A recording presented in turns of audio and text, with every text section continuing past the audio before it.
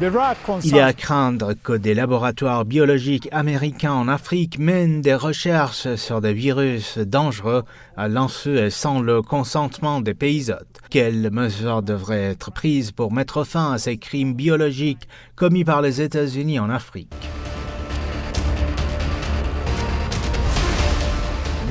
Des entreprises multinationales basées aux États-Unis et en France, opérant au Malawi, ont intentionnellement évité de payer des impôts et des redevances pour un montant total de plus de 300 milliards de dollars. S'agit-il de la poursuite, du pillage et de l'exploitation de l'Afrique à l'époque coloniale?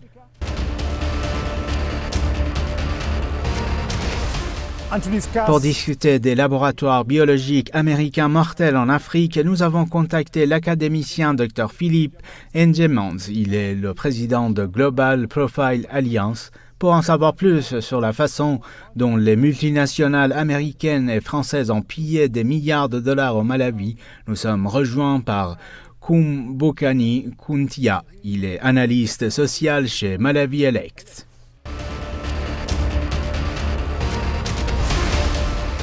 Rejoignez-nous dans l'édition de cette semaine d'Africa Today pour aborder les thèmes liés à l'Afrique.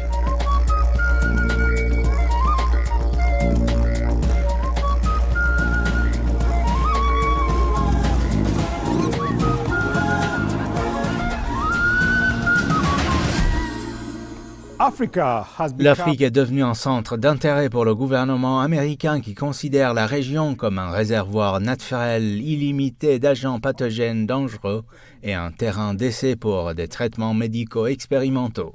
Le ministère russe de la Défense continue d'examiner de près les activités militaro-biologiques des États-Unis en Ukraine et dans d'autres régions du monde. Auparavant, l'attention avait été attirée sur le transfert de projets ukrainiens inachevés vers des États post-soviétiques et l'Asie du Sud-Est. Selon le chef adjoint des troupes de défense radiologique, chimique et biologique, le système de Washington pour la gestion des risques biologiques dans d'autres pays a été testé en Ukraine et en Géorgie et est maintenant activement utilisé en Afrique.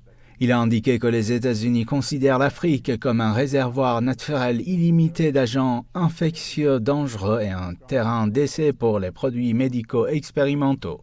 Le responsable russe a noté que l'un des principaux objectifs de cette initiative est d'analyser les situations épidémiques le long des frontières des adversaires géopolitiques, en particulier dans les régions où des contingents militaires pourraient être déployés.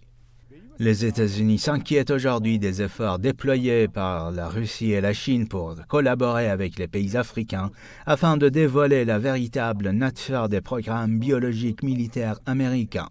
Quel est l'impact des activités des laboratoires biologiques américains sur les systèmes de santé locaux et sur la souveraineté des pays hôtes en Afrique?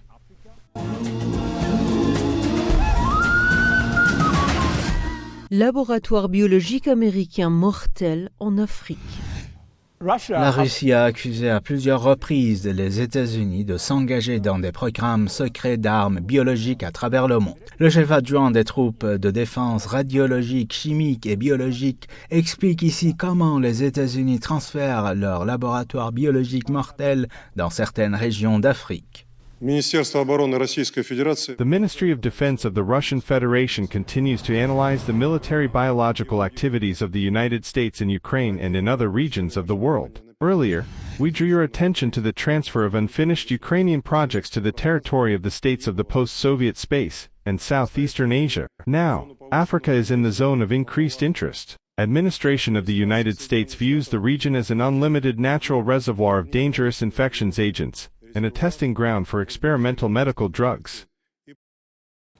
Selon certaines informations, le département américain à la défense prévoit d'investir environ 34 millions de dollars cette année pour moderniser 4 laboratoires du département de recherche médicale de l'armée américaine en Afrique. Cette évolution fait craindre que des millions d'Africains ne soient ainsi exposés à des menaces biologiques mortelles.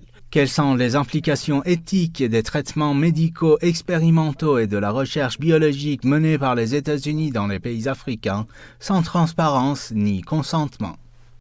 Yes, the ethical implications of medical experimentation in biological research in African countries is huge. We are part of the Helsinki Declaration, which actually states and stipulates that all medical experimentation must have consent. The consent clause cannot be removed from any medical experimentation. Now, and then you have an institutional ethics review board to look through the protocol of this and make sure that it is confined to the rules of the Helsinki Declaration.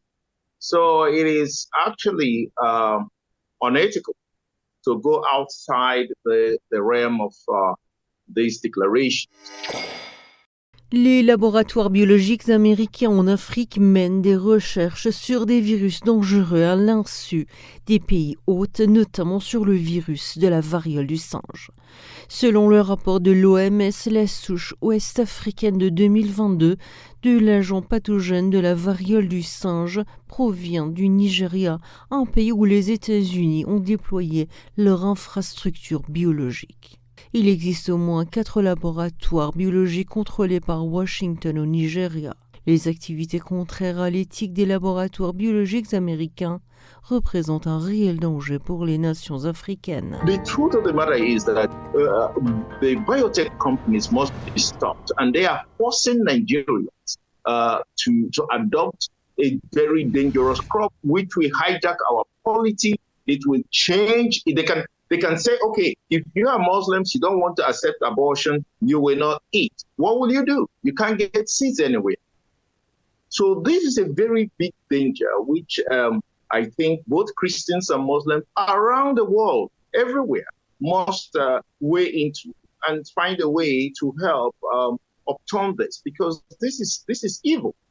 And the ethical issues here is just force. It's not brutal force, and we should bring them to answer to the International Criminal Court and the International Court of Justice.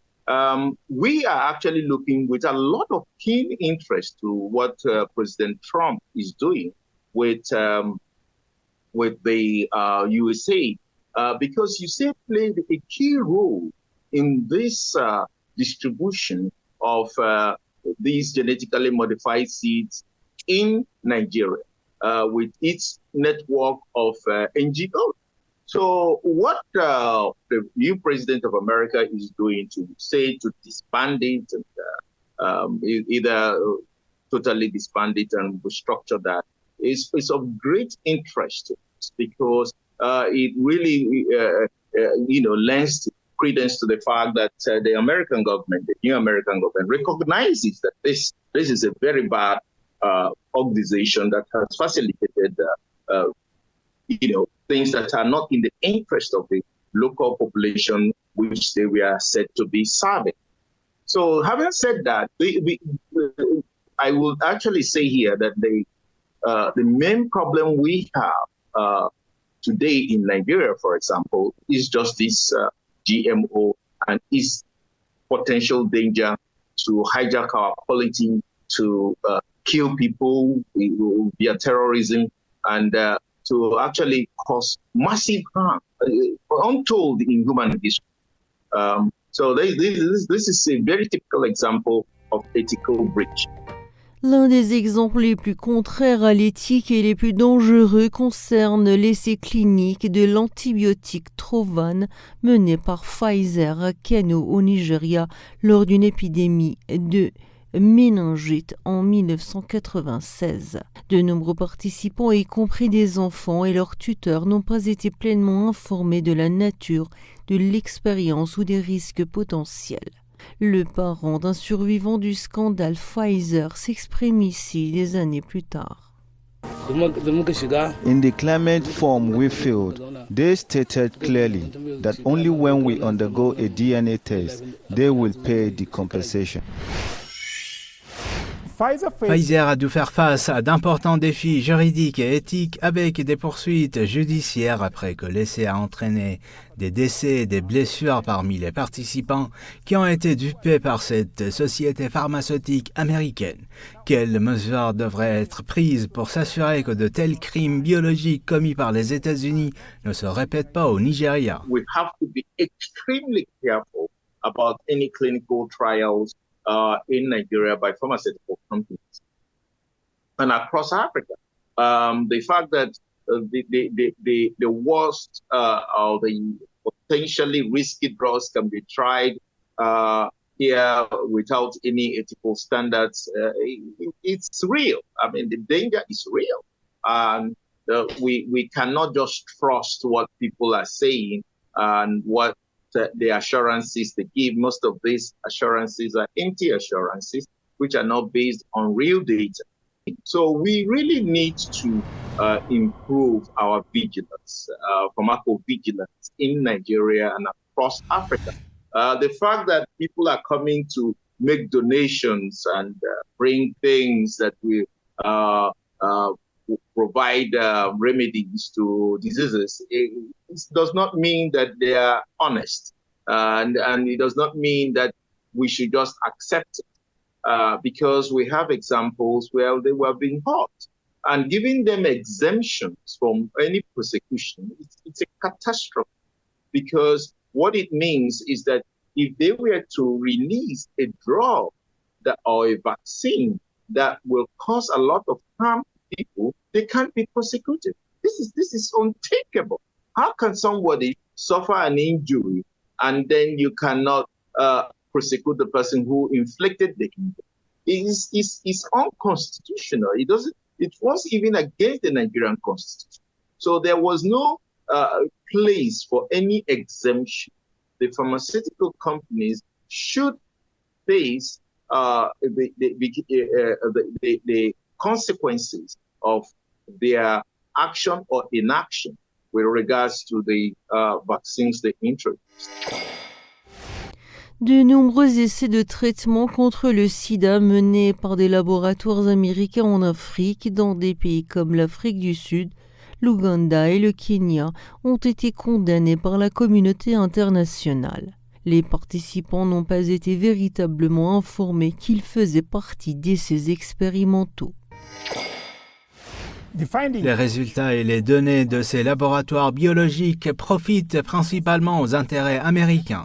Les experts reprochent au gouvernement africain de ne pas protéger les intérêts de leurs citoyens.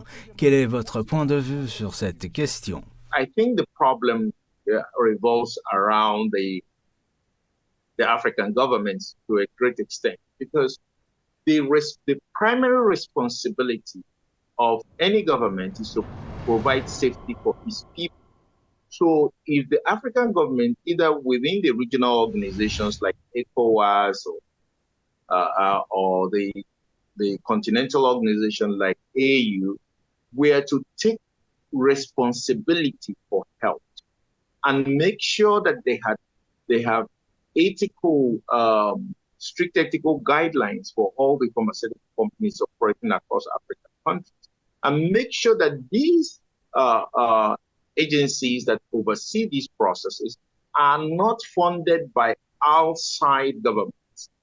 Because once they are funded by outside governments or international agencies or foundations, they are compromised. So it will not be in the interest of the African people, but it will be the interest of the company or the people who are funding it.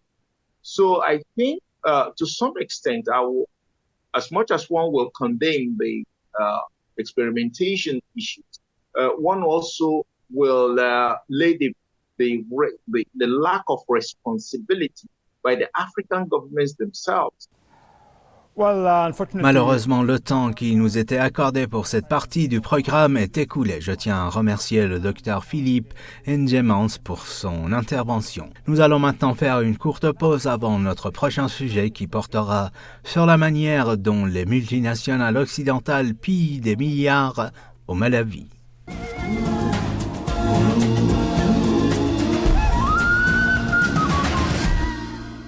Les entreprises occidentales pillent des milliards au Malawi.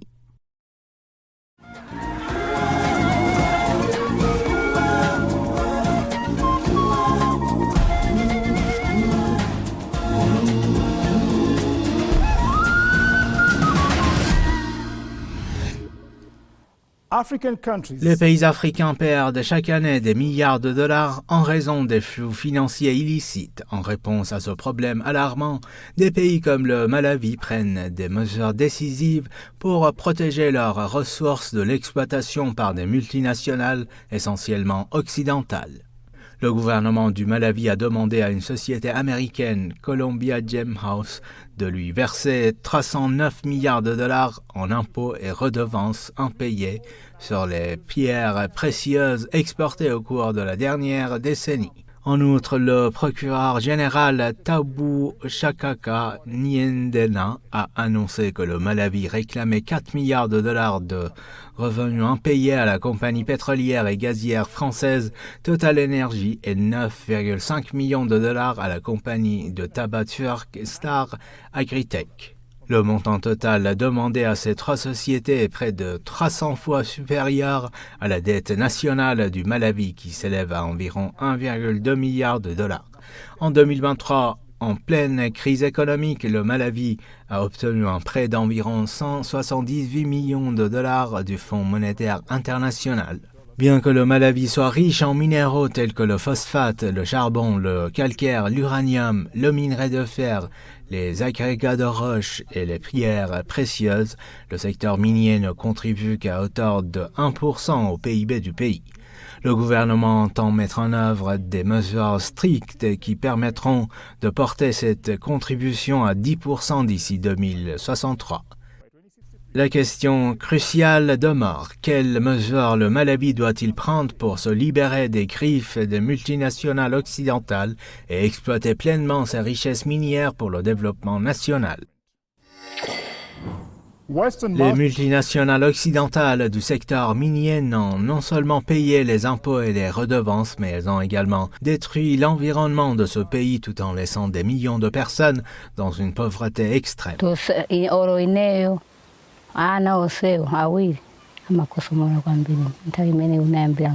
Tamanunu wono wakoro waono poso na mtumu kanivinyanga so kanipasa mapirisi ndinga mwanga so ngubona makoko padono kuni pana banivinya so zikachomene. Des multinationales occidentales comme Columbia GMOs et Total Energy ont délibérément omis de payer des impôts et des redevances au Malawi et sont protégés par leur gouvernement dans cette impunité. S'agit-il de la poursuite du pillage et de l'exploitation coloniale de l'Afrique? Let me start by saying that the issue of multinational corporations looting Africa's wealth is not something new. What we are witnessing currently with companies like Columbia GMOs in Malawi is what I might call continuation of the colonial extraction model, where resources leave the continent, but the benefits that were supposed to accrue to the citizens do not actually come with it. These corporations are currently, I would say, exploiting weak tax systems. They are avoiding royalties and often shielded by their home governments in the West.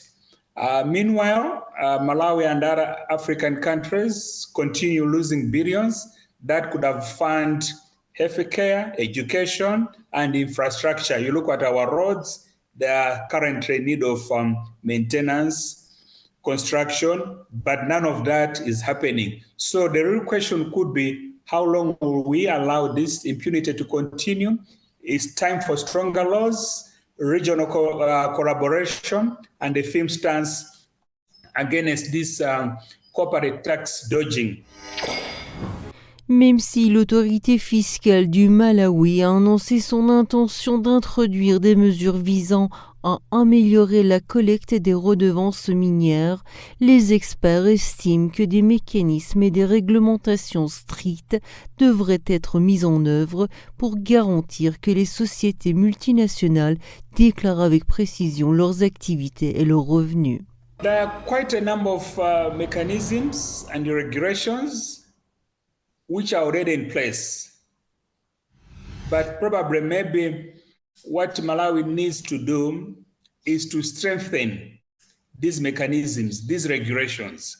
For example, in Malawi, we have our tax laws, whereby these tax laws need a bit of strengthening, introducing stricter transparency laws, requiring full disclosure of revenue, profits, and even tax payments by these multinational corporations. Because what lacks as of now is these disclosures. Nobody knows how much revenue has been made, how much profits has been made by these multinationals who come into Malawi and do their mining.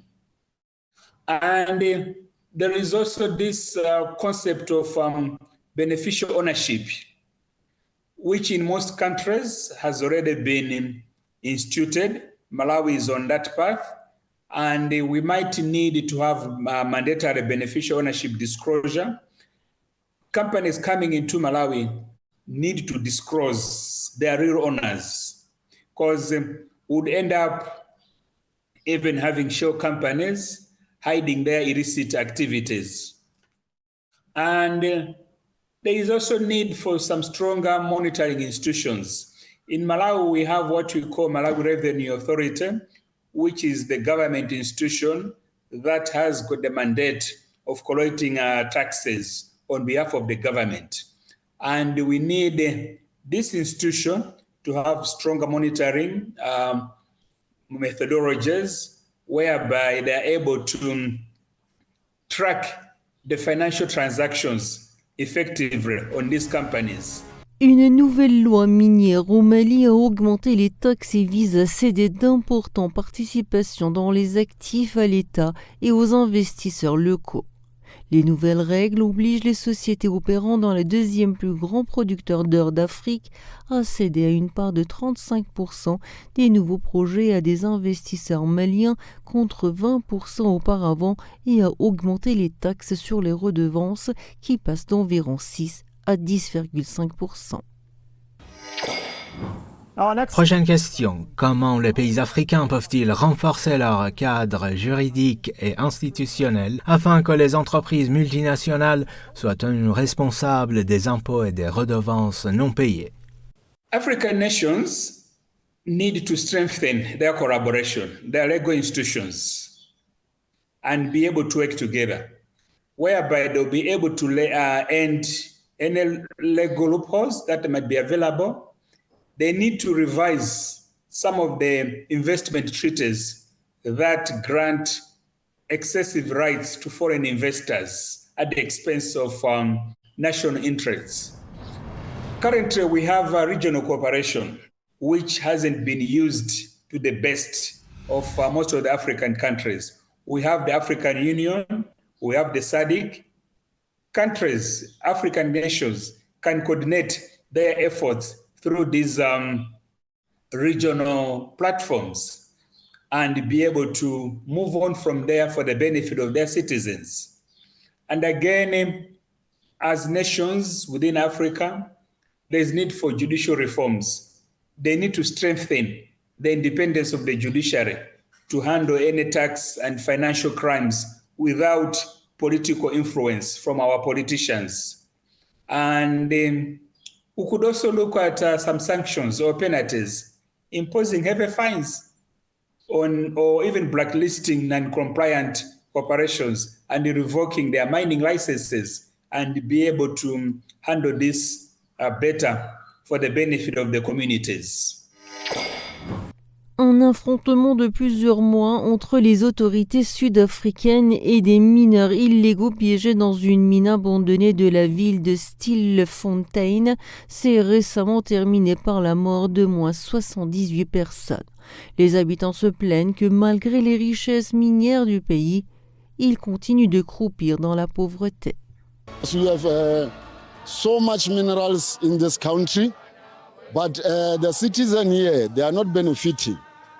And we're not happy because a lot of people are just roaming around without work. They are not even hiring our youth. They are not empowering our women.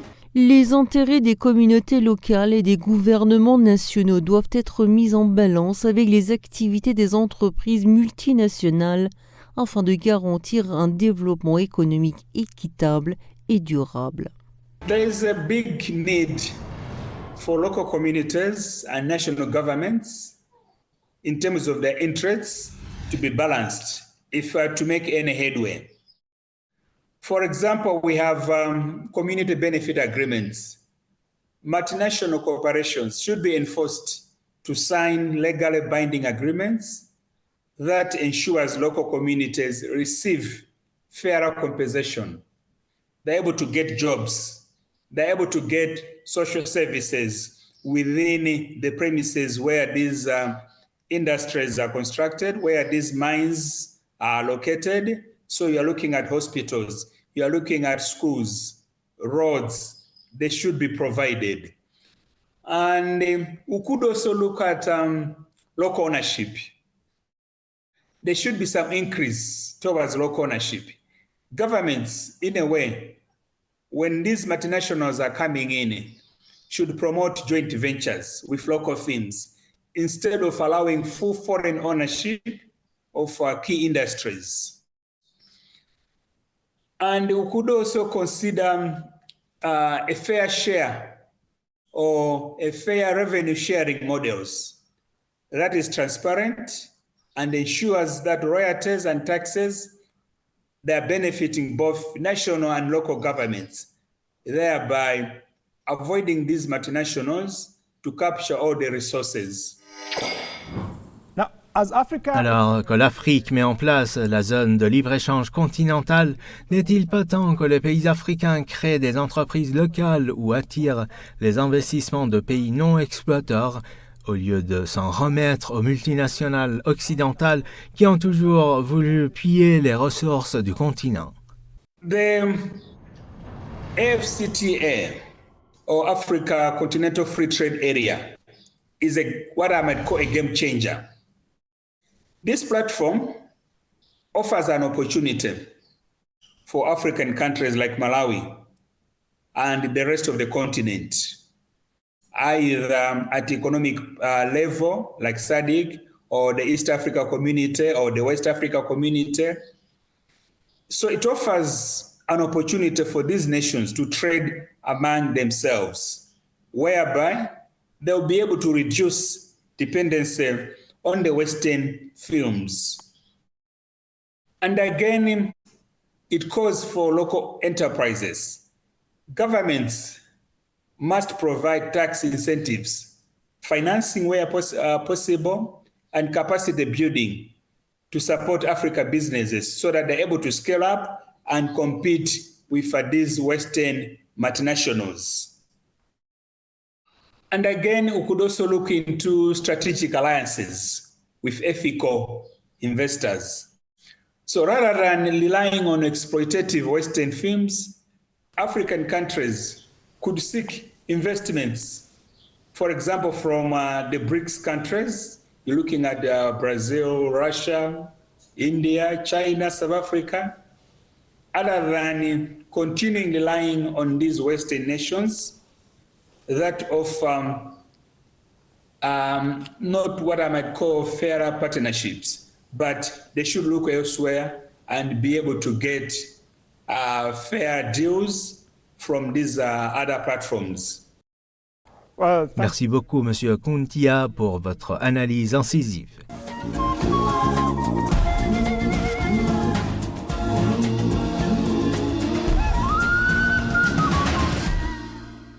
C'est tout pour l'édition de cette semaine d'Afrique aujourd'hui. Je rappelle une fois de plus que vous pouvez regarder cette émission ainsi que les épisodes précédents sur notre site presstv.ir. Je vous dis au revoir et à la prochaine.